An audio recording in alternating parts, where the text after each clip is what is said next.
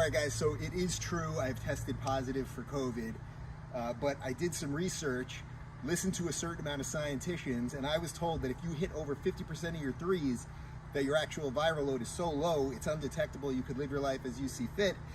So I'm gonna take 10 threes. If I hit more than 5, I'm good. Here we go. There's one.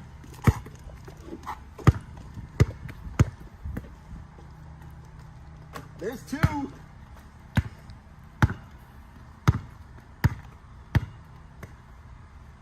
There's 3. Oh, oh, there's 4.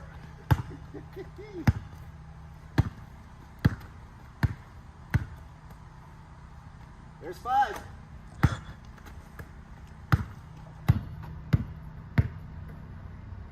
There's 6. It's incredible. It's amazing. I'm feeling better by the second. Oh, there's 7. Is that 8? Oh.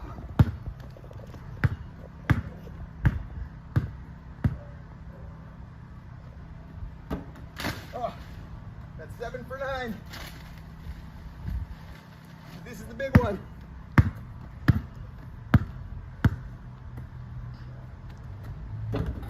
That's right.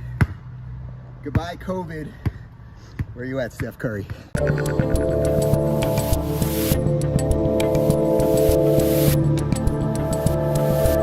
All right, people, I'm Dave Rubin. This is the Rubin Report. It's December 8th, 2022, and I think that's my proudest moment that we've ever played on the show. That's right, 8 out of 10 threes, which according to the latest scientists, I read it on the interwebs, that means I don't have COVID anymore. I don't know that I will test again. I think I am going to be okay. I do want to address one thing about the COVID situation. So as you know, if you watched the show yesterday, if you're following me on social media, technically I do still have COVID at the moment. I was in New York and DC for a couple days. Bunch of family members have it too. Everybody's going to be okay. It's all good. And I feel completely fine besides a little bit of a frog in my throat, which seems to be going away at the moment. But a lot of people I noticed yesterday were asking me across social media, well, why did you even bother to test? Because we're at this odd point in COVID where no one believes anything related to it at all, right? Everyone believes different things, let's put it that way. So half the people don't believe tests work, the other half believe that they work, but maybe you're going to get some false positives. People believe that vaccines work, they don't work. Get this booster. If you're vaccinated, you won't get COVID. If you're vaccinated, you will get COVID. You'll get lesser COVID. Like, it's just like a complete mix of anything. So a lot of people are saying, Dave, why did you even bother testing? If we all just stop testing, COVID will go away, meaning that we just won't pay attention to it. People will get occasionally sick. Back in the day, you used to go to work with maybe a little bit of a head cold or even a mild flu or something, and people would survive and make choices for themselves, as Connor and Phoenix did. I didn't force anyone to come to work yesterday. I said, you guys make a decision. They made the decision, and you guys are still alive? Yeah, everyone's alive in this room, as far as I can tell. But anyway, a lot of people were asking, why did I test in the first place? As if that was like a concession to the COVID mafia. And although I did say it yesterday as a quick throwaway, I just want to reiterate again, had it not been for us having a 4-month-old and a 2-month-old here, I would not have done it. But because we have very, very young babies in the house, I wanted to take every precaution. And basically, I just hung out outside all day yesterday, and I took Clyde for a bunch of walks, and I worked out. Actually, I had quite a lovely day.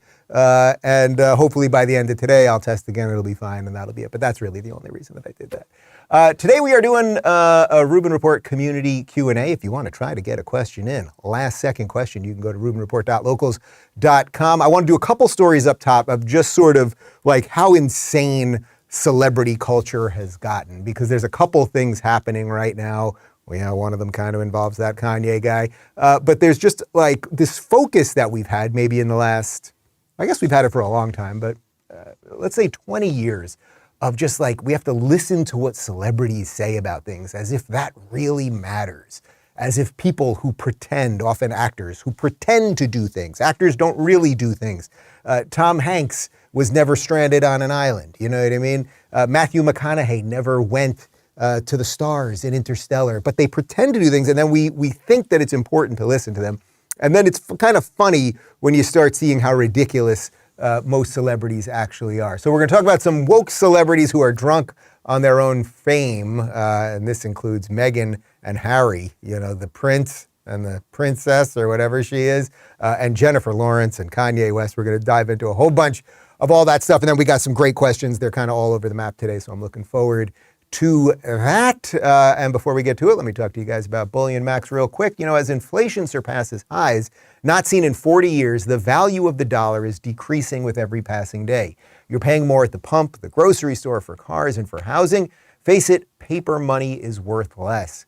Guys, the timing couldn't be any better for my new sponsor, BullionMax. BullionMax is a direct-to-consumer precious metals retailer who can help you diversify into gold and silver. It's a hedge against inflation. It's also security for your family in times of crisis. And here's why I love BullionMax. They're owned by veterans in the precious metals space, offer some of the lowest prices on the internet, and they make it so easy to buy directly from their website. I want to help you get started, so I worked out a special offer just for you. Get BullionMax's Silver Starter Kit at employee pricing. Just go to BullionMax.com/Dave. The kit includes 5 of the most desirable silver products to invest in, including a silver American Eagle and a silver Australian Kangaroo. This offer is limited to just 1 per household, so get yours now. Go to BullionMax.com/Dave. And now, back to me. All right. So let's talk about Harry and Meghan for just a moment. As you know, across the pond, in Great Britain, in England, they have a monarchy. They have a king, at times a king, and at times a queen, sometimes both at the same time. It's a whole situation. And this is something that they have had for thousands of years. I suppose the monarchy is thousands of years old. Thousands of years old. It's an old monarchy. Big building, hats, the whole thing. They've had it for quite some time, and it lasts. It is something that lasts. There's a permanence to it. So you might get a conservative government in, you might get a liberal government in, you might have a centrist government in, but the monarchy always remains. And that has allowed for a certain set of consistency in the UK.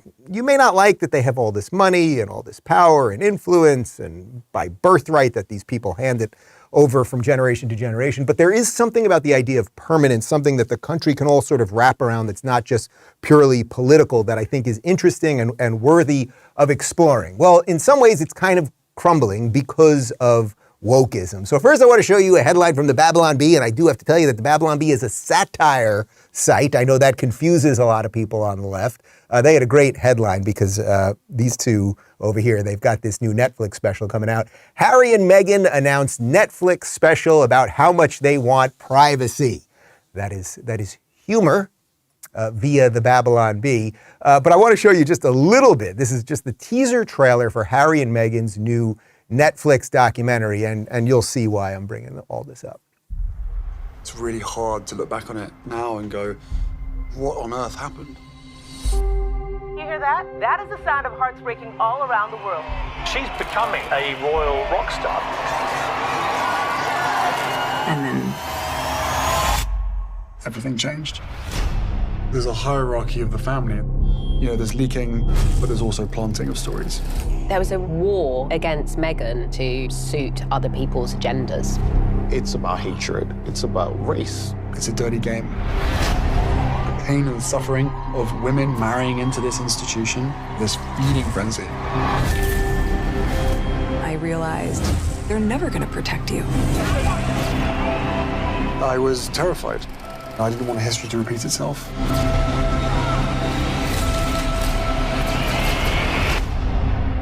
No one knows the full truth. We know the full truth.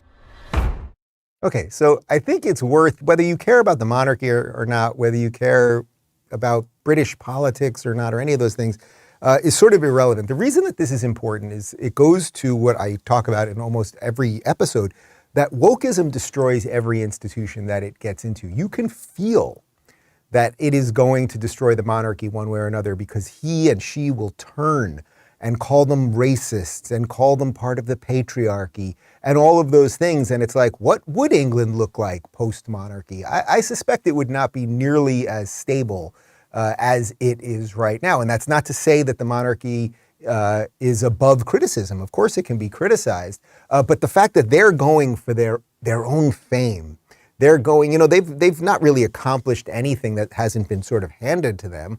And what they are using with what was handed to them is to destroy the thing that handed it to them. It's quite fascinating. Page 6, which is part of the New York Post, has some more interesting little tidbits on this whole situation.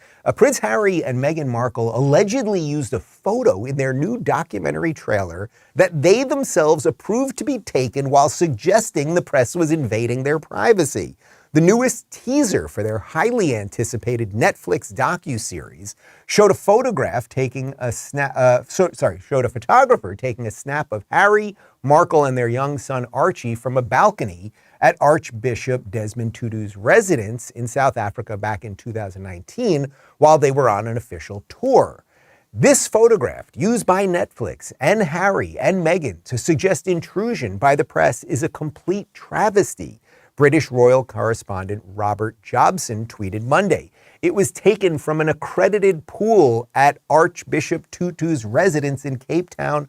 Only 3 people were in the accredited position. H&M, Harry and Meghan, agreed the position. I was there. Jobson then tweeted a photo of the former royals introducing a then baby Archie to the Archbishop. This shot by me from the same accredited pool position on my iPhone was taken at Archbishop Tutu's Cape Town residence, he wrote alongside the photo. There was no intrusion. I was part of a 3-person UK palace pool. Nobody else was allowed in, and we shared the words and photos with the UK media. Okay, guys, I understand that it's not that important, but you see, they're even faking their own lack of privacy. I'm not saying that there are no privacy issues related to this, but it's just one of these other things where everything in front of us these days is this constructed reality. They literally chose a photo that was an approved photo by the pool of photographers at Desmond Tutu's house, and they made it seem as if this was something that afforded them no privacy whatsoever. But what is this all really about? It's really about how to take out a monarchy, how to take out all of the old things, right? How to take out all of the institutions that have freed people and from a Western perspective that have focused on individual rights and given us a sense of history and all of those things. You may remember this. This is Meghan Markle accusing Harry and the monarchy of racism, duh. So we have in tandem the conversation of he won't be given security, he's not going to be given a title, and also concerns and conversations about how dark his skin might be when he's born. What? About how dark your baby is going to be? Potentially, and what that would mean or look like. Ooh. It was an accusation of racism about someone in Harry's family. We have since been told it was not a reference to the Queen nor Prince Philip, who were part of this historic picture with Meghan's mother Doria Ragland and Archie shortly after he was born. That was relayed to me from Harry. Those were conversations that family had with him. What was that conversation? That conversation I'm never going to share. My father and my brother, they are trapped. They don't get to leave. And I have huge compassion for that. Guys, he's so ethical, this Harry. He's never going to share the conversation that they had about the baby being too dark, but he'll tell it to Meghan, and then Meghan can tell Oprah, and then Oprah can ask him about it, but he's not going to share any information about that conversation. Look, I don't know if it's true or not true, but the broader point is they are using the power that, I mean, just imagine to be given all the privilege that they have been given and use it to destroy the thing that gave you the privilege. And of course, what they don't realize in their short-sighted woke stupor is that no matter how much they give to the wokesters, no matter how much they disassemble the monarchy or pretend to live in poverty, and of course they're going to live like the elites of the elites of the elites, and say all the right things and call everyone racist and everyone's a white supremacist, no matter how much they give, they will always be the bad guys in the eyes of the woke. And I don't know how they don't have someone around them telling them that. There is no penance that will be enough. You guys are bad guys. You were born rich and you're white and you have everything. And no matter how much you give away until you decide to walk around in a potato sack in, downtown London or something like that, it will not be good enough. But celebrities in general are not the wisest people, often have a myopic view of the world, often think that everything revolves around them and that nothing came before them. This video was going viral yesterday. This is absolutely incredible. So Jennifer Lawrence was in Hunger Games. She was in X-Men. Who's the blue girl? Mystique. She was Mystique in the new X-Men movies. She's done a couple other things. Here she is saying that before her, there were no chicks doing lead acting roles in action movies. I think she may have a limited memory. I remember when I was doing Hunger Games, nobody had ever put a woman in the lead of an action movie because it wouldn't work. We were told girls and boys can both identify with a male lead, but boys cannot identify with a female lead. Oh, absolutely. And it just makes me so happy every single time I see a movie come out that just blows through every single one of those beliefs and proves that it is just a lie to keep certain people out of the movies, to keep certain people in the same positions that they've always been in. And it's just amazing to watch it happen and watch you at the helm. Guys, there's been a massive conspiracy that Jennifer Lawrence has unfurled. She did it, Scooby-Doo style. She ripped the mask off. Before her, there were no lead actors in action movies. It's not as if the internet exists where you might be able to video. I can handle myself. Yeah, I noticed.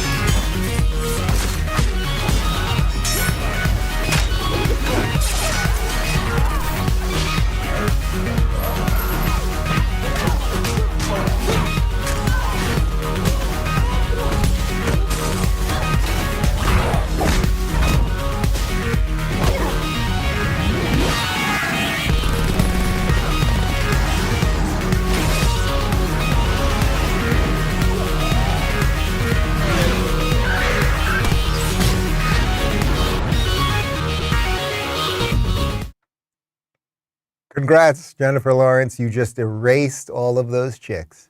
Unless she knows something we don't know. Maybe she knows they all have penises. In which case they're still chicks, right? Isn't that how this thing works? It's also confusing. Anyway, just such silliness. Like this, it's the same sort of like very narrow view of the world. Meghan Markle comes into the monarchy and thinks that she knows best about everything and should disassemble it. Jennifer Lawrence comes into Hollywood and thinks no one did anything before her. It's this weird thing. It's this weird thing about that has something to do with people, I don't know, maybe under the age of 40, like everything before them was so horrible and backwards. It's such nonsense. But every now and again, you get a celebrity that gets one right. And, I haven't said too much about the Kanye Hitler stuff. We talked about it like a week or two ago. It's also stupid. I think we should just ignore him. He's obviously not well. He's surrounded by really horrible people. He has noxious, bad ideas. Hopefully he will come around. And I think the best way to get people to come around is for everyone to just kind of live honestly and forthrightly. And then, the truth will set you free kind of thing. But Bill Burr, you guys might know comedian Bill Burr. He had an incredible take on Kanye. This is from a couple years ago and it's been making the rounds, and I just thought this was absolutely perfect. Kind of put a button on the Kanye thing so we can just move past it. Okay, next time Kanye's going off on himself, I'm telling you, just close your eyes, forget it's him, and really listen to what is coming out of this guy's mouth. He says shit like, I'm a genius, I'm a god, I'm Shakespeare. My biggest regret is I'll never get to see myself perform live. That's a direct quote. My biggest regret is I'll never get to see myself perform live. Dude, you put that ego in a white dude that is, ich bin einen in der Streisen. What's the Blitzkrieg? What's a superior race? Vienna will return to Deutschland first. I mean, that's pretty good, and that's from a couple years ago. To put a final pin in the Kanye thing, and hopefully he'll just kind of go away for a while and this story will just kind of disappear and people will realize just because someone says all kinds of crazy things. We don't have to focus on it all day. That's why I wasn't doing video after video about it. I saw this video. This is from probably about 30 years ago. This is Thomas Sowell talking about anti-Semitism. I thought it was pretty good. It's a fascinating story because among the middleman minorities, of which the Jews are the most prominent, the hostility to these people in countries around the world is out of all proportion to that, to any other kind of group I can think of. In terms of violence, the number of Chinese killed, let's say, in 1 year, and by mob action, exceeds all the blacks lynched in the entire history of the United States. And the number of Armenians killed in Turkey, during the First World War, is greater than that. And of course, the number of Jews slaughtered on a number of occasions in history, even before the Holocaust, is greater than that. So that the question is, why this particular kind of people are the targets of so much venomous hatred? And I think the answer is that they not only succeed, they succeed in a way which is a threat to the egos of other people. But the guy who comes here, let's say from Vietnam or Korea, and arrives here with little more than the clothes on his back and a few words of broken English, and a decade later he has his own little business, and you see his son a few years after that getting ready to go off to Harvard or MIT, you got to ask yourself, you either got to, you've got to hate yourself for saying, my God, I've been stagnating, this guy was nothing, and now he's risen up, or you're going to have to hate him.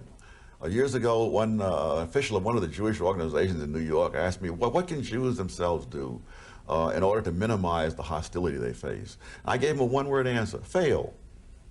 Because as long as you succeed, you're going to be hated. As long as you succeed, you're going to be hated. But clearly, as Thomas Sowell knows, it's better to succeed and be hated than to fail and be loved. And that is right there the inherent problem with wokeness. If you believe that victimhood, that whatever is wrong with you or whatever historical injustice happened to people who look like you or sound like you, if you think that that is what gives you worth, you will never give up. Uh-oh, we got a situation behind me. We got a situation. What's going on? Please stand by. All right, we're going to fix that in just a sec. Sorry about that, guys. But the audio's still going, right? We're still going on audio, yeah. As you know, if you believe that victimhood is the most important thing, you will never give up that victimhood. That's as simple as it gets. And what he's saying is, hey, here's a bunch of people who came here with nothing, worked real hard, cared about family, cared about education, et cetera, and they have actually succeeded, and that is why they are hated. And by the way, there was a moment in one of the Kanye rants from about 2 weeks ago where he kept saying, I'm jealous of them, I'm jealous of them. I'm pretty sure that jealousy is something like a sin. Somebody said that somewhere, right? I think that happened somewhere. So I think you get the point. Thomas Sowell, whether it's Thomas Sowell in 2022 or it's Thomas Sowell, good 35, 40 years ago, he always just absolutely nails it. Guys, just bear with us on this little technical difficulty here. Sorry about that. We'll get that going in just a second. We're good?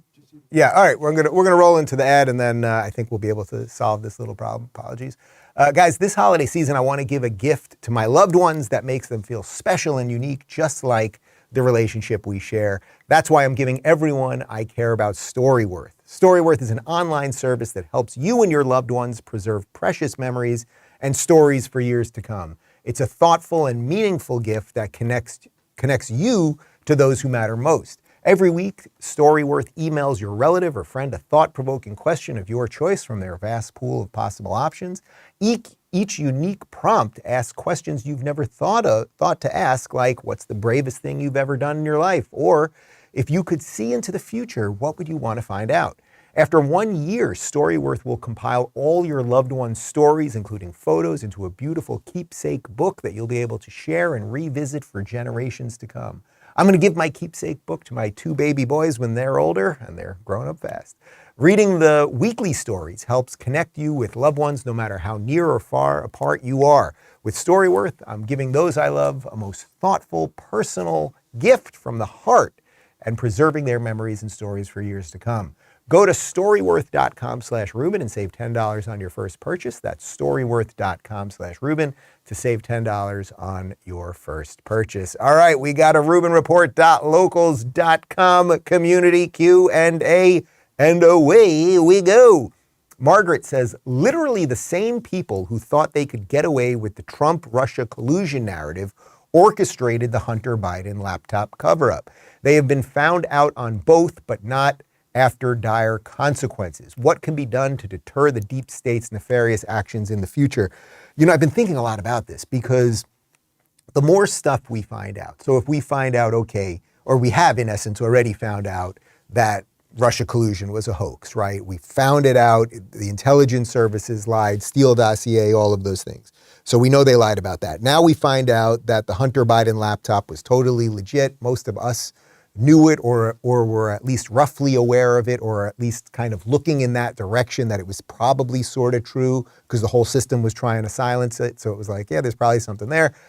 Now we find out that it's all true. Mainstream media was all calling it a hoax and a lie, and all of the 51, intelligence agencies who all, representatives of the intelligence agencies who all said it was nonsense. We will find out more stuff related to all of this. We will find out, as I said yesterday, we're going to find out that they were doing all sorts of crazy stuff when it comes to censorship related to COVID. I mean, I think the COVID stuff is going to make the Hunter Biden laptop stuff look like absolutely nothing. Like when we really unfurl that, if you really just think back for a moment to how crazy the last 2.5 years have been, and all of, when like in LA, when they're literally closing the skate park and they're taking basketball hoops down and just like all of the craziness, and that there were some people like, hey, maybe we should pause, maybe we shouldn't force vaccines. Like, okay, you guys get all this stuff. So they're going to just do more and more. Your question, though, really is what can be done? Like, does anything change? Do the bad guys ever pay for it? Not to be too black-pilled here, but they don't often pay for it, right? We don't have a lot of great evidence of when people do really bad things in the government or when they come after you in horrible ways that they pay for it, right? And then it's not just that. You could look at this FTX thing, and it's like billions and billions of dollars are lost and unaccounted for and in essence stolen from people. And it's like, it feels like this kid's going to get off, this Sam Bankman-Fried. It feels like he's going to get off. People that are in the system itself becomes a protection racket for the system. That's why it's so appealing for so many people to be part of the system, because you feel like you're in the mafia. You're going to get protection, and there is some value in that if your ultimate goal is just to survive.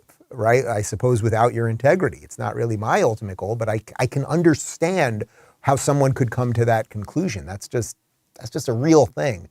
So I don't know that much will change. The best we can do, which is what I try to do on this show every single day, is show people that truth is out there and that you don't have to follow the narrative, and that just because the system tells you something, it doesn't mean it's true. And how do you become more reliant on yourself and your family and your local community so that all the nonsense that they're always pushing on us doesn't matter that much? I think that's really what you can do.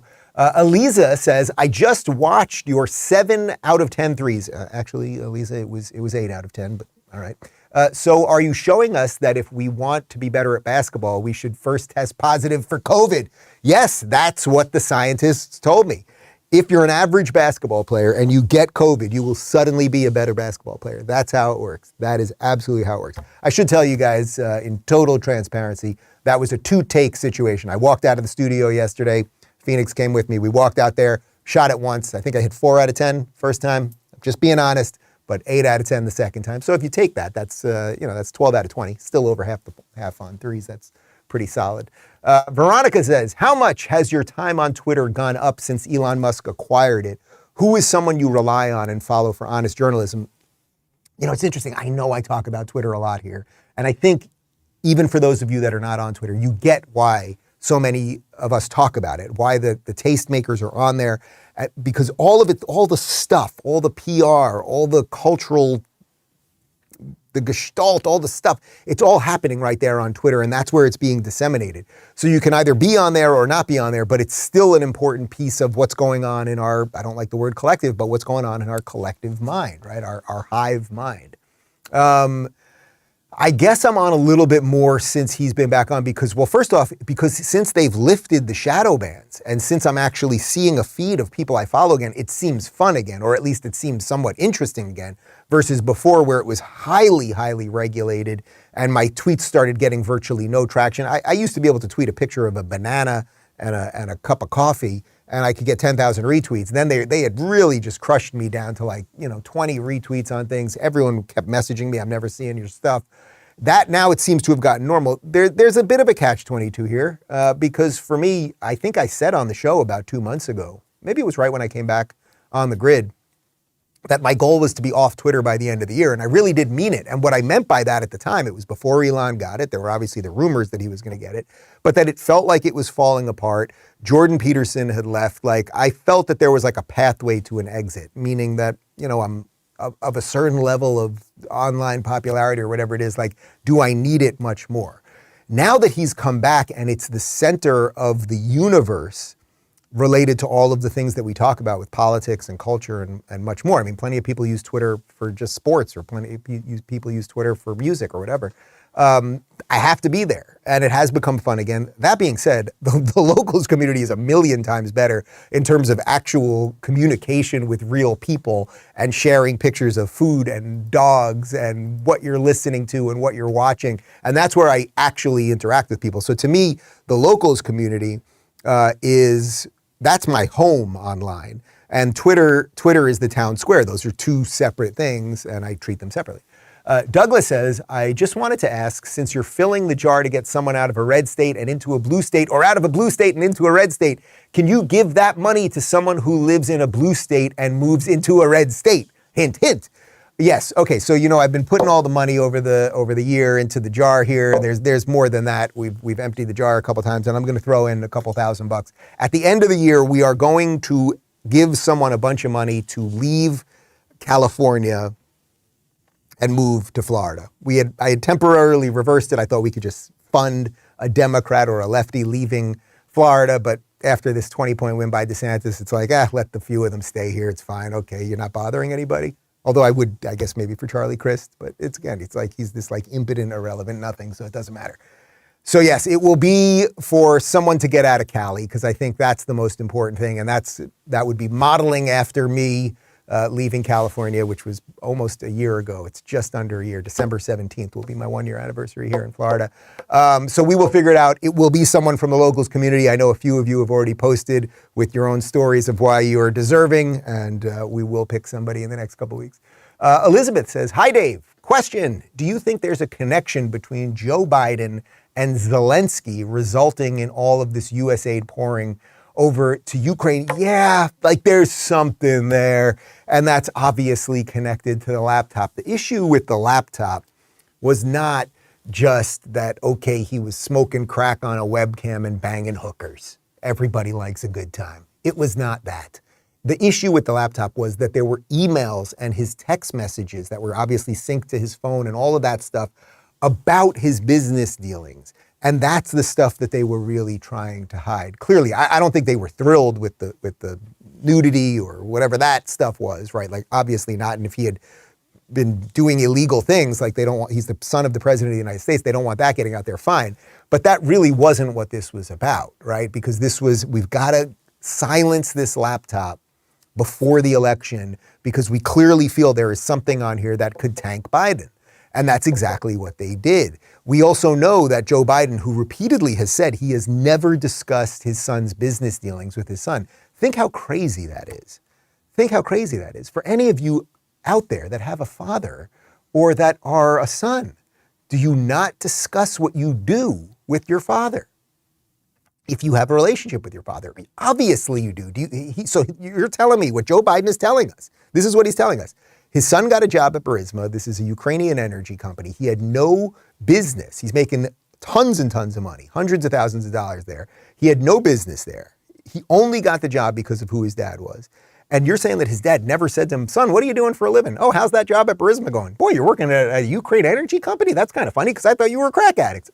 Is there any level of reality with any of this stuff. So I think there is something there. I also think that generally speaking, the Ukraine situation strikes me as just a giant money laundering operation. That is not a defense of Russia. Every country has sovereign borders. You can't bust into somebody else's country. I get that it's a little more complex there because they were a former Soviet satellite, and some of the people in Crimea want to be Russians. Okay, fine. But we have to, borders are borders. That's just how it is. And it seems to me that, as we checked yesterday, we've given about $20 billion to Ukraine. We have no receipts on this stuff. We don't know where it's going. We don't know if it's going to good guys or bad guys. And at the same freaking time, the Biden administration is canceling FEMA aid to the people in Southwest Florida who need it. It was something like $25 million. So of course DeSantis comes in with state funds and makes up for it. But we can't find $25 million through FEMA to help our own citizens here, but we can find $20 billion. That's a lot of zeros. Billion for Ukraine. Something's rotten in Stinktown. Freedom says, hey Dave, your COVID hoop therapy was epic. Are you looking forward to teaching your boys about playing sports? Yeah, I can't wait to play basketball with them, which is why I've been getting PRP in my knee. They take your blood out, they spin it in the centrifuge, they inject the good stuff back in your knee because I got this torn ACL and I want to be able to run around with these kids and play catch. And so mostly basketball, but I'll do the baseball thing with them too. I don't like soccer. I find it boring. Not that interested, but I know all kids always start at soccer, right? That's the easiest one to start at. We're gonna have to try to shift them out of that. But there's a lot of soccer down here in Florida, but there's a lot of baseball too. So we're gonna make it work. There's a lot of tennis, but yeah, I am looking forward to getting out there and playing with them. We're not quite there yet, although big news. Do we have a breaking news sign or something? We don't have something? Justin rolled over for the first time last night. I was not in the room because of the COVID situation. I had to watch from outside. But flipped over. Did not flip back. Well, one thing at a time. Grace says, good to have you back. When you were speaking at the Republican Congress, did they seem able to work with some cohesiveness? Do you think they will be able to get anything done in the next 2 years? So just to clarify what she's talking about, I spoke on Monday in D.C. To the new congressional Republicans, just sort of about messaging and about social media and how to leverage digital platforms, and more broadly on where you can focus your energies, maybe a little bit less on mainstream media who are never going to give you a fair shake, and maybe a little bit more on some of these online platforms. That was the basic genesis of what I was talking about. I was pretty impressed with a bunch of the people. I spoke to a few of them after. I think the real all-star in the new Republican Congress, and it's not just because I had her on the show, but Harriet Hageman, I think, who's the one that replaced Liz Cheney and won, I think, by about 40 points, if I'm not mistaken. I mean, she won in a massive landslide. Now, it's a tiny little district. They only have one congressperson. Okay, fine. But she strikes me as someone that's really serious, that's an absolute professional. She was if I'm not mistaken, she was an energy sector lawyer before this. She knows her stuff. She cares. She seems pretty fearless to me. I think she's got a really bright future ahead of her. But for the most part, what I really was pushing on them was that the media will never treat you fairly. So I said, if you go and do mainstream media, if you go to The View, if you go to MSNBC or CNN, bring receipts. I literally said, do what Ted Cruz did, right? Remember that day, Ted Cruz, we showed it to you a couple weeks ago on The View, when he's talking about election interference and he busts out the paper. And you guys, wait a minute. You guys say Trump's the only one who denied an election. Hillary Clinton, Stacey Abrams, et cetera, right there. Bring receipts so you can get those viral clips. That's what you got to do. And more than anything else, I told them, model what's going on here in Florida. Pick your fights well. Do what DeSantis is doing. Be clear and clean and fight the media when it's appropriate, but just do the job. I think people just want competency now more than anything. We have been surrounded by a bunch of clownish buffoons for long enough. It's time to just have some decency. Julie says, hello, Dave. Glad you're feeling well enough to be on the show today. Thank you, Julie. Have you ever questioned the COVID test? I've heard that the test doesn't actually test for the virus, despite the entire world population using the PCR test. Yeah, look, as I mentioned at the top, I only took the test because of the boys. Had I come home and had a little scratch in my throat and it was just the two of us, I would not have done it. I was just doing I was taking the maximum amount of precaution related to having two newborns here. That's that. Do I think the tests are perfect? Absolutely not. Is it ridiculous that the United States government, which sent all of us, remember Joe Biden in his State of the Union, I'm going to send you all 2 COVID tests. Look at me. That's great. Yeah, they sent us all COVID tests, and you're not going to believe where the government COVID tests are from. Can you guess? Come on, Connor, I'll give you one. What? He's good. China. Yeah, made in China. That's where we get our COVID tests from. And guess what? COVID also made in China. Huh. I've enjoyed being on YouTube. Goodbye, everybody. I don't know if they're truthful or not truthful. And that gets to my point earlier about the testing. It's like, sort of, what is the point? Sort of, what is the point? I come home, I have this little twang in my throat, okay? I'm out there all day yesterday running around, doing cardio, playing basketball. I feel fine today. I gave my guys a choice as to whether they wanted to come into work just to do the right thing, right? And they both made decisions that were right for them. And if one of them had said, we're not going to do it, then they wouldn't have done it and we would have been okay. And that's the way we should have treated this thing from the beginning. Instead of destroying the known society, perhaps we could have been a little more mature about it. But that's also why I always show you guys some old clips about what happened. Fauci from 2 years ago, Biden from 2 years ago, because we have to remember how they did this to us. Because I guarantee they're going to do it again. A lot of people have COVID in New York right now. Kathy Hochul, who locked everybody down and told people to get out of New York if you don't have her values, she's in charge still. So of course they'll figure out a way to lock people down again or force them to do this or that or the other thing. Of course they'll do it. LA wants to bring back mask mandates right now. It's like, go for it. That's what you guys want. And I know it sucks if you're a good, decent person in LA. And there's at least 2 of them that I know still. No, I know 3 guys. We got Dennis Prager, we got the Adam Carolla, we got the Larry Elder. You guys know anyone else good in LA? That's it. Those are the big 3 and their wives. That's it. But if that's what you want in LA, then have at it. And we will just live in very, very different worlds. And in this world, we'll be outside and enjoying ourselves. Chris says, we know you and David both love to cook. The cast iron chicken parm is legendary. Yes, that's right. But what is your favorite meal or dish to prepare for someone? P.S. A few months ago, someone asked in an AMA about getting good pizza in Miami. Crust pizza downtown is a must-have, though hardly New York style. Crust pizza downtown. We don't get downtown that often, but I will keep that in mind. I would also recommend, it's fancy pizza. It's not New York style pizza, but Mr. O1 here in Miami, there's a couple locations. They have a pizza. It sounds nuts. It's got coffee grinds and hot honey. It's unfreaking believable. I know coffee pizza sounds bananas, but trust me, it's great. The first question, what do I like to cook for people? Well, because of the smoker. I mean, I love that big green egg smoker. So when we've had, obviously we've had a lot of family here over the last 2 months or so, I love getting a whole filet mignon. I mean, I'm talking about the whole tenderloin. So that could be, that could be a good 4.5 pounds. Like, it's a serious freaking piece of meat. Salt and pepper. And then you just smoke that thing. And the thing is with the tenderloin, the whole idea is it's tender already. When you're smoking things, you're doing it slowly, because the slower you do it, like brisket is a very, very tough piece of meat. I'm doing meat 101 today. So the reason brisket is cheap is because it's not something that you can just throw on the grill and eat just like that, right? So it's cheap because it takes a long time to cook. So that's why if you go to Texas, you go to a great barbecue joint, it's like they've often cooked that stuff overnight, 14 hours, something like that. So I've done a couple of briskets where we've gone 8-10 hours. But with the filet mignon, it's already super tender. So you can cook a filet mignon in a smoker, I'm talking a whole filet mignon like that. You could cook it in basically an hour. And then I like to caveman it after, so this is a reverse sear. You're cooking it on indirect heat, because when you're smoking, basically you put a plate under it. The heat, the fire's coming up, it's hitting the plate now, it's only being cooked by smoke, right? But what you don't have at that point, at the end, you don't have that beautiful char. So then you take the plate out, you get that flame freaking going. I'm talking explosive, nuclear flame. And then you just throw that piece of meat down there, and you look at it, and you think about it. And you do that for about 1.5 minutes. Then you flip it. You put a glove on, you get your hand in the fire, you flip it. There's a Lord of the Rings thing here somewhere, right? Something about a guy with a hand in a fire. You flip it, you do that. You do a little butter on top, a little garlic oil, something like that, and just the salt and pepper.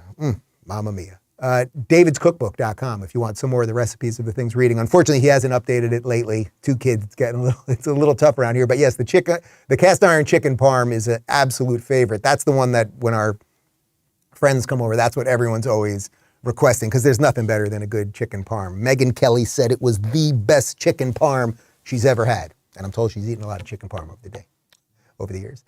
Michael says, I'm a Christian conservative and decided to support your channel as a way of giving during the holiday season to people I watch a lot on YouTube. Well, thank you. You're a man who speaks truth to power, and I appreciate that no matter what God you pray to. I wanted to ask if you're thinking about teaching your kids the Bible or Torah. Well, first off, the Bible/Torah. Well, first off, thank you for being here. And one of the things that I love about the community, the locals community, but really everywhere that any of you listen to me, we have a really diverse set of people that watch this show. I can tell you guys that having been on tour last spring and bouncing around, we literally went from coast to coast and everywhere in between. When I would do certain jokes on stage or talk about certain topics, like if you were to say to me, hey, Dave, is your audience pro-life or pro-choice? Now, I think most of my audience is pro-life. You guys know my feeling, like 15 weeks, which is what we have here in Florida. Now they're going to be, but yet people still came to see me. We have some different political views. We might have some different personal views or certainly different lifestyle views, right? Views on all sorts of different things. But that's the beautiful thing, and that's what America was. And that's what America really sort of got to. We got to the pinnacle of that, I would say, as someone that was a child of the 80s and the 90s and then grew up in the 2000s. It was like we had put so much of this stuff to bed that, yeah, okay, so what? You have some differences of opinions with people. Big damn whoop. So I'm very proud that we've built an audience here that I think really is respectful of those things. Even if you look in the YouTube comment section or most of the wherever you're viewing, it's like our comment sections are pretty decent. It's not to say there's no trolls or mean people. Of course there are. But it's like we've got people thinking about things, I think, in the right way. So now to directly answer your question about the Bible and the Torah, yes, for sure. I am, well, it's certainly the word. I am absolutely blessed to have people like Dennis Prager and Jordan Peterson in my life. And I already spoke to the two of them. You may remember about a week before Justin was born, I had Jordan and Dennis over for dinner. And I just wanted to have like it was sort of a final, I'm about to be a parent conversation with the two guys that I think have sort of affected me intellectually and spiritually and philosophically the most. And how incredible that I get a chance to do that with Jordan Peterson and Dennis Prager, right? And we did talk a little bit about that, like how are we not only going to try to teach them the right things from a sort of secular perspective, but also incorporate history and family and religion and all of those things. Dennis certainly, because he happens to be Jewish, obviously, can lead me in a certain way on that. Jordan's series, by the way, on Exodus and the Old Testament, which is on Daily Wire Plus right now, I've been watching it. It is phenomenal. It is phenomenal. Oh, and by the way, Jordan also, I interviewed Bibi Netanyahu, the prime minister, the twice and future prime minister of Israel, which part 2 is up right now and the full thing's on Locals already. Jordan also did an hour-and-a-half sit-down with him, which I watched while doing cardio yesterday. It's phenomenal, absolutely phenomenal. So we're going to figure out ways to have a community and do some things. And my sister and her 3 kids, her husband and 3 kids live down here, and we'll do some Shabbat dinners and try to pave a way to a sane future. Lori says, what the hell is going on with the Arizona governor's race? We can't even get information and we live here. Yeah, look, I don't even know that I've said basically anything about it since like a day or two after they announced that Katie Hobbs won. Something doesn't seem right there, but they're just not going to reverse this thing. I hate to tell you, like, I think Carrie Lake is probably fighting a somewhat just fight. I do. You guys know I supported her and I like her. I think Katie Hobbs is just kind of the worst nothingness, leftist Democrat, blah. And the fact that she is the one that's in charge of the election process while also being someone that's running is crazy, but it's not going to get reversed. It's not going to get reversed. And hopefully this is part of the problem. It's not even did something wrong or nefarious happen.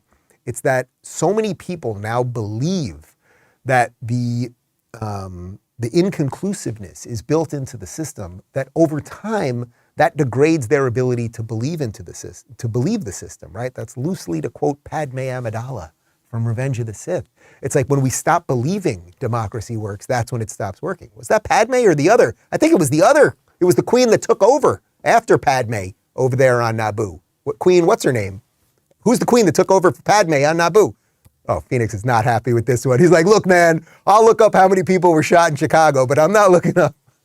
It doesn't matter. It was the Queen who took over for Padme after she left and she became the senator. She said, the moment we stop believing in democracy is the moment that we lose it. And that's kind of right. It's like the more that we all think that elections don't work, the further we get away from a functioning system. And I sort of do think that that is kind of baked in right now.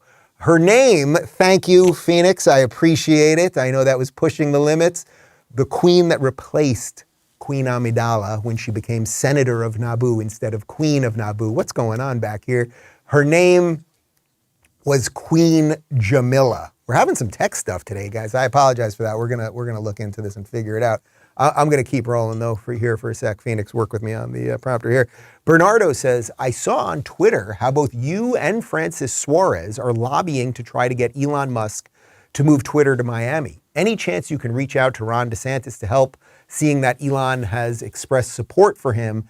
It would be a huge win for Florida. So, yeah, there's a couple, because these hit pieces are just coming out day after day on Elon. And obviously, San Francisco as a city and California as a state, these are not friendlies to a guy like Elon Musk, right? They are not places that are going to do the best so that he can hire the best people. And the type of people that want to live in San Francisco at this point are probably not the type of people that he wants to work for him. As a matter of fact, he just fired, something like half the company. And oddly, the product seems to be working better than ever.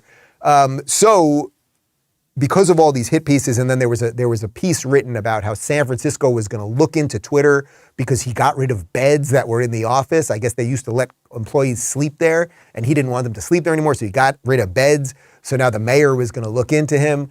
So I retweeted something, and I just said, get your ass down to Miami, man. I bet Francis Suarez, the mayor of Miami, can help.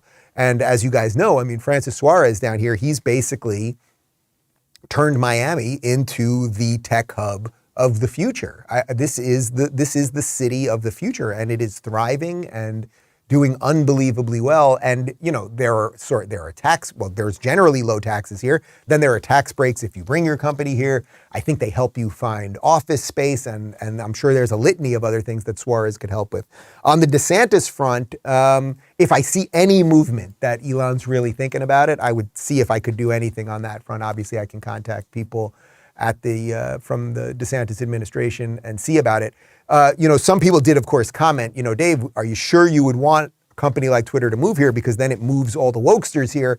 This is a case where, well, actually, I think he's gotten rid of most of the wokesters, so I think it would be safe. And then he would get a much better pool of talent. You know what I mean? We don't have a hard time, by any estimation, hiring people here because good people want to live here and work here and build families and a life here. And speaking of all of that, I want to give a shout out to our new social media guy, our new graphics guy, our guy that's pretty much doing a little bit of everything behind the scenes. Brock, we just hired him, started this week, absolute all-star. You're going to see all sorts of new, fun, viral stuff and a bunch more. And maybe he's going to move to Miami. See what we can do about that. Let's see what we can do. Kelly says, Dave, what is your and David's favorite Christmas movie? Our family adopted The Ref as ours. Of course, it got Of course, it was once our children got older, right? Because it's a little bit of an older Christmas type movie. David's absolute favorite by far is Christmas Story. They show it on TNT 24 hours a day on Christmas Day. We don't have cable anymore, so I think we bought it on Apple TV or something. And he likes that playing throughout the day and just cooking and relaxing and enjoying whatever family's over. For me, it's Christmas Vacation. I just think it's like Chevy Chase, just absolutely at his best, just absolute perfection. But, and I know this is controversial, I do consider Die Hard a Christmas movie. You accept it? We all do. Wow. What about you watching at home? Do you accept Die Hard as a Christmas movie? It's got Christmas music. It happens at a Christmas party, Nakatomi Tower, the whole thing. You know what I mean? Jeff says, what are your thoughts on the Warnock versus Walker results? Did this put an end to Trump's campaign? I didn't even mention it yesterday. It was funny. We had such a jam-packed show yesterday, and because of the COVID thing and everything else, we do the entire run-through, then I do the entire show, and then the second the show ended, I turned to Phoenix and I was like, wait a minute. Did I take it Walker lost, right? Like I wasn't even fully sure about what happened because it just kind of petered out at the end. I'm not surprised. It's why I didn't do much last week on the race. Like, unfortunately, it was kind of just headed this way and you could feel it. And it is what it is. And, you know, having the fact that Kemp, who won big over Stacey Abrams, wasn't on the ticket this time, obviously was going to hurt Walker this time around. And the Democrats have all this early voting and all the ballot harvesting and all the stuff. Okay, fine. So what are my thoughts? Well, look, Warnock is a bad dude. He is, I think he is a racist. He is a modern, progressive, woke racist. I think he's got the wrong ideas related to basically everything. I don't think he's proud to be an American. And I think he will usher in more nonsense. That's that. Herschel Walker really, really did try. I hope he maintains some level of public life, and I have a feeling he'll do good things in his career, whatever that ends up being. Did this put an end to Trump's campaign? I mean, I don't think so, but it's not good for Trump. It's certainly not good for, well, it's not good for the Republicans, and it's not good for Trump. You know, Trump still has to figure out what is it that he wants to do here. If his main driving point is to run because of election fraud, which is mostly what he's talking about on Truth Social. You know, he puts up these posts that then make their way around. I don't know that that's a winning ticket. I just don't know that it is. I think there's a winning ticket that has a little more to do with competency and track record and all of those things. So, you know, he also announced very, very early, like the momentum, let's say there was momentum 2 weeks ago when he announced, it's like, it kind of feels like an afterthought right now. You got to now sustain that for the next 2 years. But I will say this, you never count Trump out. You never know what cards he has up his sleeve. And if Trump has been proven on one thing over and over again, it's like when people think he's wrong about something, he ends up being right. So do not count Trump out. If DeSantis happens to get in and they have to battle it out, as I've said, I don't think that's a bad thing to happen publicly. We played a video a couple weeks ago of Jordan Peterson on Piers Morgan saying maybe that's the best thing that could happen, that they really have it out and people make a choice. What I would hope is, and this is where it's just going to be tougher for Trump than it will be for DeSantis, is you can't really get DeSantis on policy, right? Especially if you're a Republican. What could you possibly, he kept the states open. He kept low taxes. He did an incredible rebuild after a crazy hurricane. He won by a landslide. He's fighting the woke. He's getting the gender stuff out of schools. Like, there's nothing you can get him on policy. If Trump wants to go the other route, which is just pure personal destruction, I guess he can do that. But I don't know that that's the winning ticket either, because I don't think people are into it anymore. And I don't think people will take too kindly to him trying to do that to Ron DeSantis, who in essence is America's governor. But there might be some value in them having it out in that fashion. But again, we don't even know if DeSantis is going to run, and it's super early and all that stuff. Guys, if you have not subscribed, join us at rumble.com/Rubin Report. And as always, if you want to submit questions during these Q&As and get some of the personal stuff and the rest of it, and ad-free all the videos and everything else, rubinreport.locals.com. Part 2 of my interview with Israeli Prime Minister Benjamin Netanyahu is up on YouTube and Rumble right now. Full thing's up on Locals. And we leave you. This was just an oldie but a goodie. Oh, but it's 3 years ago today, right? This is one of Joe Biden's greatest hits 3 years ago today. See you tomorrow. You're selling access to the president just like he is. So You're a damn liar, man. That's not true. And no one has ever said that? No one has proved that? I see it on the TV. You see it on the TV. No, I know you do. And by the way, that's why I'm not sedentary. I get up and no, let him go. Let him go. Look, the reason I'm running is because I've been around a long time and I know more than most people know. And I can get things done. That's why I'm running. And you want to check my shape line, let's do push-ups together here, man. Let's run. Let's do whatever you want to do. Let's take an IQ test. Number two. No one has said my son has done anything wrong, and I did not on any occasion. And no one has ever said it. Not I didn't say you were doing anything wrong. You said I set up my son to work in an oil company. Isn't that what you said? Get your words straight, Jack. That's what I hear on MSNBC. You don't hear that on MSNBC. You did not hear that at all. What you heard, look, okay, I'm not going to get in an argument with you, man. Well, I don't want to. Well, yeah, you do, but look, Fat, look, here's the deal. Here's the deal.